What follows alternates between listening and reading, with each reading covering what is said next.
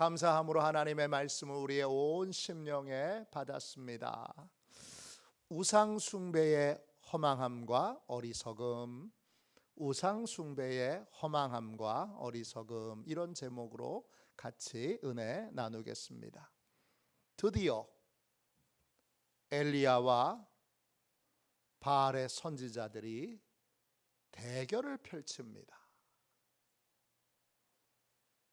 대결은 승패가 나는 것입니다. 이길 수도 있고 질 수도 있는데, 오늘 본문에 보면 엘리야는 대결에서 긴장하는 모습이 1도 없습니다.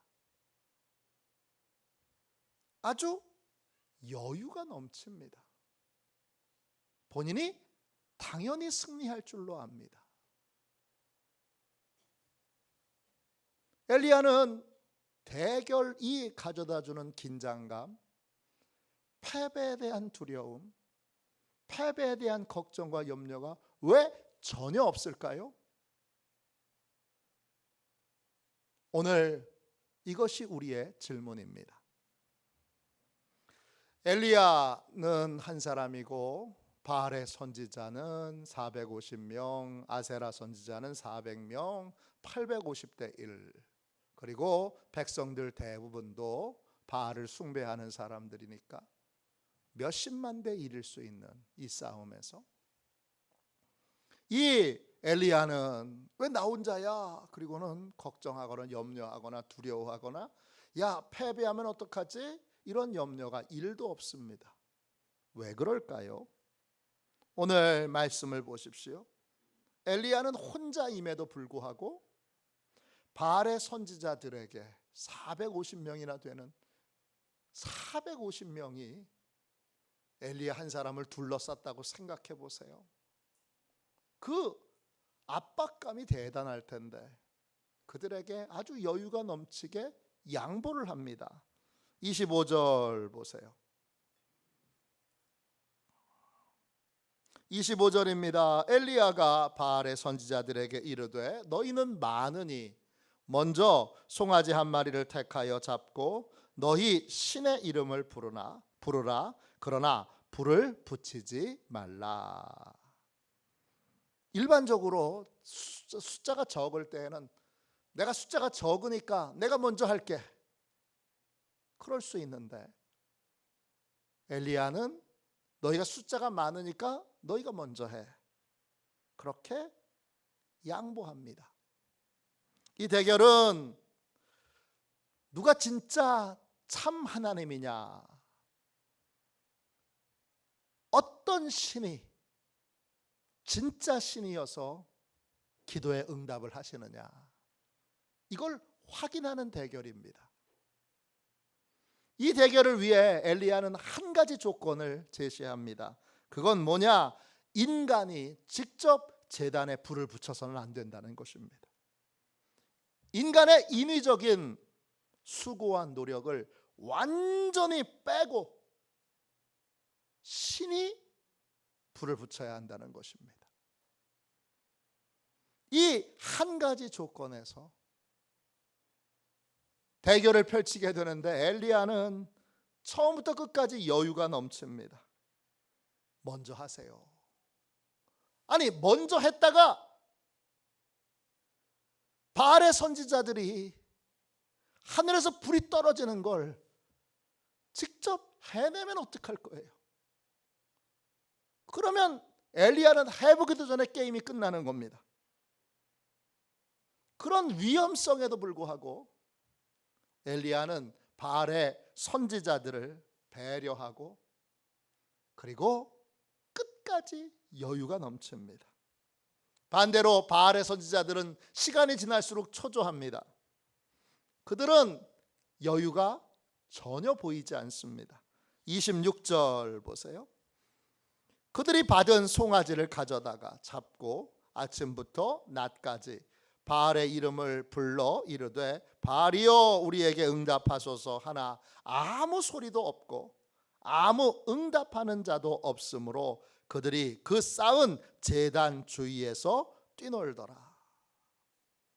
바알의 선지자들은 450명인데 아세라 선지자까지 다 하면 850명인데 여러분 먼저 하란다고? 텁썩 먼저 합니다. 우리가 많으니까 우리가 양보할게. 이런 게 없습니다. 바알의 선지자들은 송아지에 각을 떠서 제단 위에 놓고 아침부터 낮까지 바알의 이름을 부릅니다. 아침부터 낮까지는 도대체 몇 시간을 부른 거예요? 아침이라는 말은 히브리어로 보케르예요. 뜻은 해가 뜰 때를 말해요. 동틀 무렵이에요. 낮은요, 낮은 히브리어로 초하르예요. 뜻은 한낮 정오를 말해요. 그러니까 유대인의 낮은 6시부터 시작해요. 아침 6시부터 시작하는데 바알 선지자들이 아침부터 낮까지라고 하면 길게 잡으면 6시간인 거예요. 아침 6시부터 낮 12시까지 6시간 동안을 그들은 바알을 향해서 바알의 이름을 부르며 응답해 달라고 그렇게 이름을 계속 불렀던 겁니다. 큰 소리로 여러분 850명이 큰 소리로 부른다고 생각해 보세요. 그 얼마나 우렁차겠어요. 압도하죠. 숫자가 주는 여러분 압도함이 있습니다.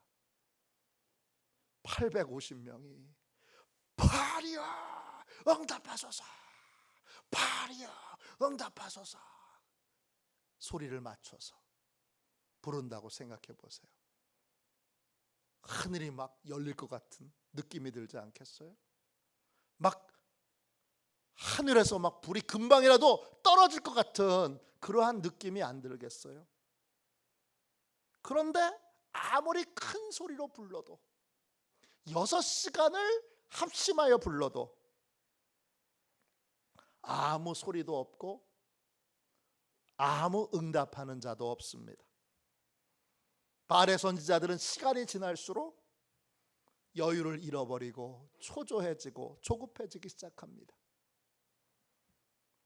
정오가 가까이 오자 이제 더는 안 되겠는지 제단 주위를 껑충껑충 뛰어다닙니다.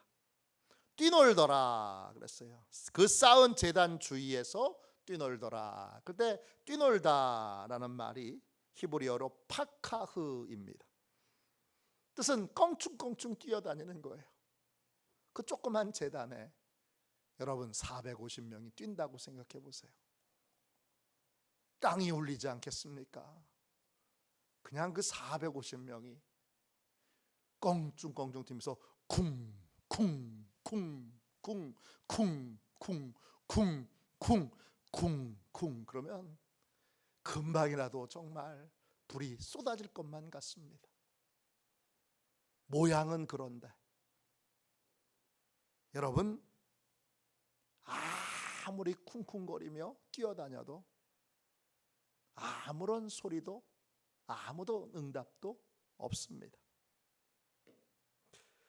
엘리야는 바알의 제단이 불이 먼저 임하면 게임은 끝나는 거예요. 그걸 알지만 기쁨으로 양보합니다. 큰 소리로 압도하도록 그렇게 소리를 지를 때에도 쿵쿵거리며 그 제단 주위를 뛰놀 때에도 엘리야는 여유가 넘칩니다. 왜? 엘리야는 패배할까봐, 실패할까봐 두려워하는 마음이나 초조하는 마음이 하나도 없습니까? 왜 없죠? 두 가지 이유가 있습니다. 첫 번째, 엘리야는 우상 숭배의 어리석음을 잘 알았기 때문입니다. 우상의 특징들을 시편 115편 4절부터 8절까지 이렇게 소개했습니다. 시편 115편 4절입니다. 그들의 우상들은 은과 금이요 사람이 손으로 만든 것이라 입이 있어도 말하지 못하며, 눈이 있어도 보지 못하며, 귀가 있어도 듣지 못하며, 코가 있어도 냄새 맡지 못하며, 손이 있어도 만지지 못하며, 발이 있어도 걷지 못하며, 목구멍이 있어도 작은 소리조차 내지 못하느니라. 우상들을 만드는 자들과 그것을 의지하는 자들이 다 그와 같으리로다. 우상은 사람이 만드는 것입니다. 우상이 아무리 커도 생명이 없는 것이기에 아무런 힘도 없습니다. 우상은 점점점 더 크기를 키웁니다. 제가 설악산에 가면 설악산 입구에 있는 신흥사에 통일대불이 있습니다. 제법 큽니다. 만일에 크기를 중요하게 여기는 분이 계시면 그 크기에 약간 압도당할 수 있습니다. 경상도는 절들이 많은데 어느 절은 제가 그 절 이름을 모르겠는데 그 절 통째로 다 부처가 있습니다. 얼마나 큰지 KTX를 타고 가다 보면 그 부처 형상이 보입니다. 얼마나 큰지. 밑에 방석이 절입니다. 그럼 그 밑에서 이렇게 올려다보면 얼마나 압도하겠습니까? 우와, 그러지 않겠습니까? 아무리 그 크기가 커도 그 우상은 아무것도 할 수 없습니다. 왜? 사람이 만들었고 그 안에는 생명이 없기 때문입니다. 아무리 커도 아무리 압도해도 또 은금을 발라서 아무리 아름다워도 우상을 무서워할 필요도 없고 두려워할 필요도 없습니다. 왜? 우상은 아무리 소리를 질러도 들을 수도 없고 아무리 부르짖어도 응답할 수 없는 생명이 없는 존재이기 때문입니다. 우상은 아무것도 아닙니다. 그러기에 우상의 이 허망함을, 어리석음을 엘리야가 잘 알았기에 그 바알을 믿고 바알을 따르는 선지자들의 외침에 응답할 영적인 존재가 없는 걸 알기에 그렇기에 엘리야는 여유가 넘친 것입니다. 사사기 6장에 보면 하나님의 소명을 받은 기드온이 바알의 제단을 다 허물어 버리고 그리고 아세라 신상을 도끼로 찍어 버립니다. 다음 날 이 사실을 알게 된 사람들이 분노해서 기드온을 죽이려고 기드온의 집을 찾아옵니다. 그때 기드온의 아버지 요아스가 사람들에게 이렇게 말합니다. 기드온 6장 사사기 6장 31절입니다. 사사기 6장 31절. 요아스가 자기를 둘러선 모든 자에게 이르되 우리가 바알을 위하여 다투느냐? 너희가 바알을 구원하겠느냐? 그를 위하여 다투는 자는 아침까지 죽임을 당하리라. 바알이 과연 신일진데 그의 제단을 파괴하였은즉 그가 자신을 위하여 다툴 것이니라 하니라. 요아스의 말이 무슨 뜻입니까? 우리가 쓰는 말로 풀어서 설명한다면 이렇습니다. 바알이 힘이 없어서 너희들이 대신 싸워주려고 왔느냐? 너희가 바알을 구원하려고 하느냐? 바알이 진짜 신이라면 그와 다투는 자를 바알이 아침까지 직접 죽이리라. 바알이 진짜 신이면 자신의 제단을 파괴한 자를 그냥 두겠느냐? 바알이 스스로 그와 싸울 것이다. 그런데 이 바알은 진짜 신이 아닙니다. 진짜 신이었다면 바알의 제단을 허물고 아세라 신상을 도끼로 찍은 이 기드온을 죽여버렸을 겁니다. 그런데 기드온은 아무런 해를 받지 않고 도리어 미디안과의 전쟁에서 대승을 거두게 됩니다. 우상이 여러분 스스로 존재하는 게 아닙니다. 우상은 인간이 만든 것입니다. 그렇기 때문에 아무것도 아닙니다. 우상을 두려워할 이유도 없고, 그리고 우상에 대하여 무서워할 까닭도 없습니다. 엘리야는 이 사실을 잘 알기에 여유가 넘칩니다. 그래서 처음부터 끝까지 양보합니다. 부산에서 목회할 때 한 중년 여성이 새벽 기도를 나왔어요. 한 60대 초중반 되시는 분이에요. 맨 뒷자리에 앉으셨어요. 새로 나오신 분이 새벽 기도에 나오면 눈에 띄잖아요. 그리고 그 주에 교회 등록하셨어요. 이분은 딸들은 다 예수 믿는데 평생 불자로 살아오신 분이에요.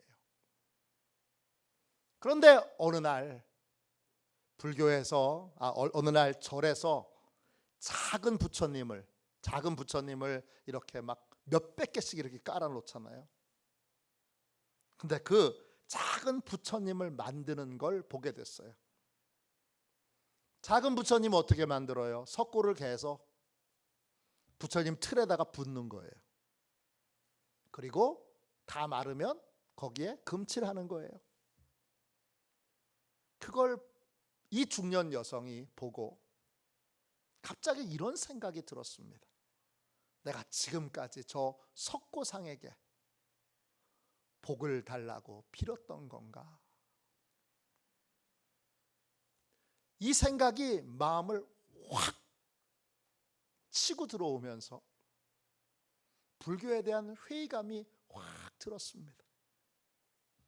그리고 불교를 그날로 정리하고 교회를 나가기로 결심했는데, 교회를 나가봤어야 교회 예배 시간을 알지요. 새벽에 보니까 새벽에 불이 켜 있어서, 그래서 새벽 기도부터 나오게 된 거예요. 이분은 매일 새벽 기도를 나오고, 그리고는 교회 등록하고 나서 65세가 넘었는데 이게 가능할까 싶었는데, 이분이 기초반부터 성경 공부 기초반, 1:1 제자 양육을 다 수료하고 세례를 받고, 그리고 집사님이 되셨어요. 남편이 영어 교사로 정년 퇴임하신 분인데 남편도 전도해서 함께 신앙생활을 했어요. 그리고 저를 만날 때마다 이런 고백을 하셨어요. 불교한테 속아서 가짜에게 불공을 드리고 가짜에게 정성을 들였던 세월이 너무 아까워요. 진짜 하나님을 믿었더라면 얼마나 좋았을까. 정말 후회가 많이 됩니다. 이 중년 부인의 회심과 변화에는 딸들의 중보기도가 있었어요. 간절히 딸들이 기도했어요. 딸들이 기도하니까 어느 날 우상 숭배의 어리석음을 깨닫게 된 것입니다. 여러분 석회 덩어리한테 매일 복을 달라고 빌었던 거예요. 그걸 알게 되고 돌이켜 참 하나님을 만나게 되고 참 하나님을 통하여 새로운 인생을 살게 된 것입니다. 여러분, 이 대결에서 엘리야가 여유가 넘쳤던 첫 번째 이유는 우상 숭배의 허망함과 어리석음을 잘 알았기 때문입니다.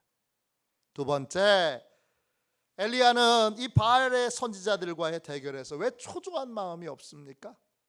두 번째, 하나님의 전능하심을 믿었기 때문입니다. 우상이 아무것도 아니라는 건 알게 됐어요. 근데 마귀가 있잖아요, 여러분. 마귀가 사람들을 속이기 위해서 하늘에서 불을 내릴 수 있을까요, 없을까요? 자, 퀴즈입니다. 마귀는 하늘에서 불을 내리게 할 수 있을까요, 없을까요? 네? 있다고 생각하시는 분 손 들어보세요. 네. 없다고 생각하시는 분 손 들어보세요. 네. 비등비등해요. 좋아요. 이런 분위기 참 좋아요. 네. 있다고 생각하시는 분의 근거는 뭐예요? 내 생각에 그런 거예요? 성경에 나옵니다, 여러분. 요한계시록 13장 13절입니다. 요한계시록 13장에 보면 사단의 상징으로 두 뿔이 달린 짐승이 나와요. 그 짐승이 사람들을 속이기 위해서 뭘 하느냐? 하늘에서 불이 내려오는 기적을 행합니다. 요한계시록 13장 13절입니다. 큰 이적을 행하되 심지어 사람들 앞에서 불이 하늘로부터 땅에 내려오게 하고 그랬어요. 마귀가 여러분 하늘에서 불을 내려오게 할 수 있습니다. 어머, 그러면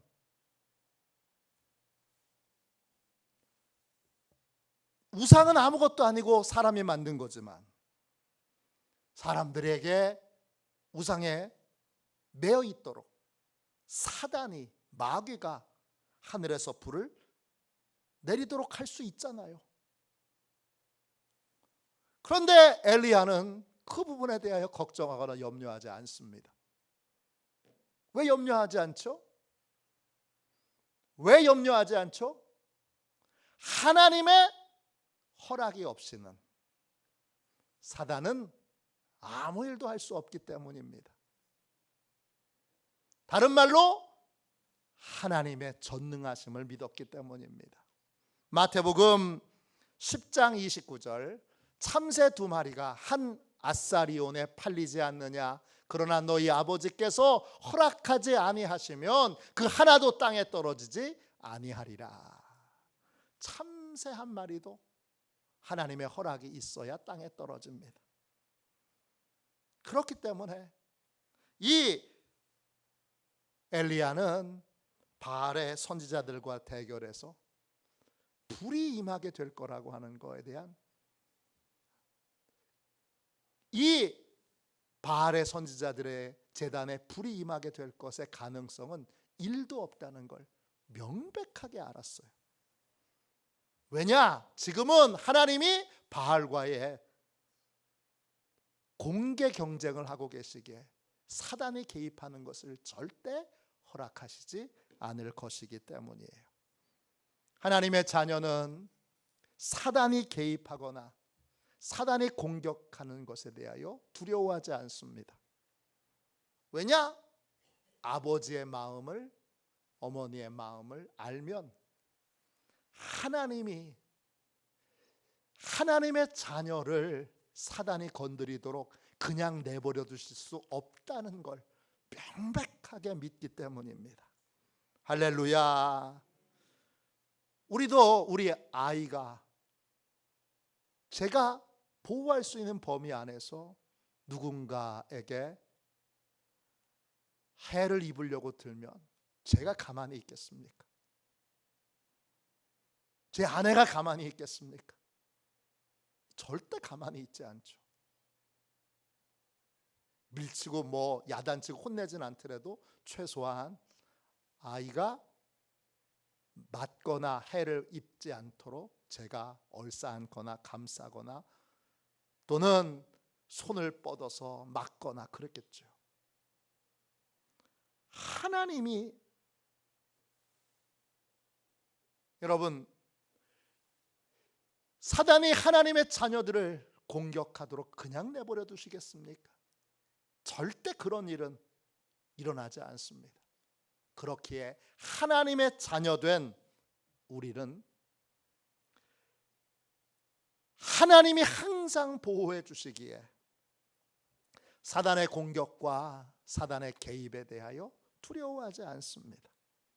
그런 의미로 하나님의 자녀들은 세상이 만들어 놓은 각종 미신들에 대하여 그렇게 될까봐 걱정하거나 염려하지 않습니다. 귀신을 두려워하는 사람들은 꼭 손 없는 날에 이사를 해야 합니다. 나는 손 없는 날이 무슨 날인지 몰랐어요. 그런데 하나님의 자녀는 아무 때나 이사해도 됩니다. 왜? 귀신이 하나님의 자녀 공격할 수 없기 때문입니다. 항상 하나님 아버지께서 지키시고 보호해 주실 것을 굳게 믿기 때문입니다. 박완서 선생님이 쓰신 책 가운데 맞사위라고 하는 단편 소설이 있습니다. 이 맞사위의 앞부분에 각종 미신에 빠져 있는 엄마가 나옵니다. 그리고 그 미신들이 어떤 것이 있는지 그 종류가 쫙 나오는데 너무너무 재밌었어요. 우리 한국 사람이 복음이 들어오기 전까지 이런 걸 믿고 이런 것에 영향을 받으며 살았던 거예요. 여러분 중에도 맞아, 옛날에 그랬어 라고 하실 분이 계실지 몰라요. 또 젊은 분 같은 경우에는 그런 게 있었어? 그럴 거예요. 이런 게 있어요. 미신 중에 어떤 게 있냐면 옛사람들은 신발을 바꿔 신으면 돈을 잃어버린다고 믿었어요. 그래서 당시에 고무신을 사면 제일 먼저 그 신발이 헷갈리지 않도록 별표나 또는 X표를 송곳으로 고무실에다가 표시를 해놓는 거예요. 이거 내 거, 헷갈리지 않게. 그리고 여자분들은 잔치집에 가면 신발 잊어버리기 쉽잖아요. 신발을 보관하기 위하여 반드시 보자기를 들고 다녔어요. 왜냐하면 신발을 벗고 보자기에다 얼른 싸서 내가 잘 알고 또 잘 기억할 수 있는 곳에 보관하기 위해서예요. 왜냐? 신발을 바꿔 신으면 돈을 잃어버린다는 미신이 있기 때문이에요. 또 날이 저문 후에 남에게 물이나 물건을 빌려주면 재수가 없어, 이런 미신도 있어요. 그래서 그 당시에는 집집마다 수도가 있지 않고 우물이 있었잖아요. 우물에 물을 많이 길러 놓고 나서도 옆집에서 밥할 물이 없어서 물 한 바가지만 빌려줘. 그래도 물 한 바가지 빌려주면 재수가 없기 때문에 절대 빌려주지 않았어요.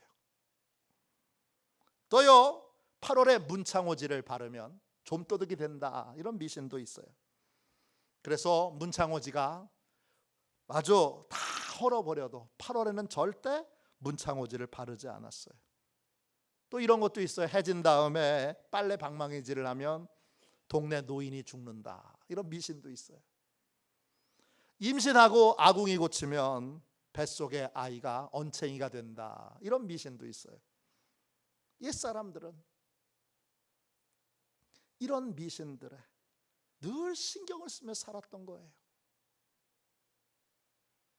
그런데 지금은 어떻죠?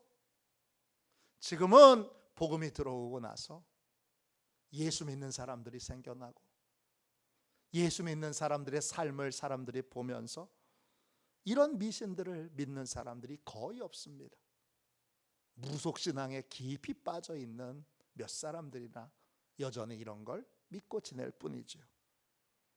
예수 믿지 않는 사람들에게 예수 믿는 사람들이 그 모든 귀신의 장난들과 귀신들의 영향력에 대하여 새로운 삶의 방식을 보여주었습니다. 하나님의 자녀는 하나님의 전능하심을 믿습니다. 하나님의 허락 없이는 아무 일도 일어나지 않습니다. 하나님의 자녀들은 하나님이 보호해 주십니다. 하나님께 순종하는 하나님의 자녀로 사는 한 귀신이 아무리 강해도 어떤 순간에도 우리를 공격하거나 우리에게 해를 끼칠 수 없습니다. 왜냐? 전능하신 하나님이 우리를 지키시고 보호해 주시기 때문입니다. 엘리야가 이 숨가쁜 대결에 850대 1의 대결에서 여유가 넘쳤던 이유는 전능하신 하나님을 믿었기 때문입니다. 엘리야는 바알의 선지자 아세라 선지자와의 대결에서 두려워하거나 초조해하지 않습니다. 패배하면 어떡하지? 이런 생각이 1도 없습니다. 왜? 여유가 넘칩니까? 우상 숭배의 어리석음을 알았기 때문입니다. 하나님의 전능하심을 굳게 믿었기 때문입니다. 하나님을 믿는 사람은 귀신을 두려워하지 않습니다. 왜냐? 아버지께서 자녀들을 지키시고 보호해 주실 것을 굳게 믿기 때문입니다. 내가 예수 믿는데 여전히 귀신이 두렵다면 여러분은 하나님 아버지를 보고 있는 것이 아니라 귀신을 보고 있는 겁니다. 두려워할 대상을 보지 말고 나를 보호해 주실 그분을 바라보십시오. 그러면 하나님이 함께 계시는데 무엇이 두려울 것인가? 그렇게 생각이 달라지게 됩니다. 자녀의 권세에 눈을 뜬 엘리야처럼 당당하게 항상 여유 넘치는, 그래서 어떤 귀신의 장난이라도 어떤 귀신의 공격이라도 능히 하나님이 지켜주시고 보호해 주시고 또 능히 이기도록 힘주시고 능력 주실 것을 굳게 믿는 하늘의 평강을 누리는 저와 여러분이 다 되시기를 주님의 이름으로 축원합니다. 이 시간 우리 함께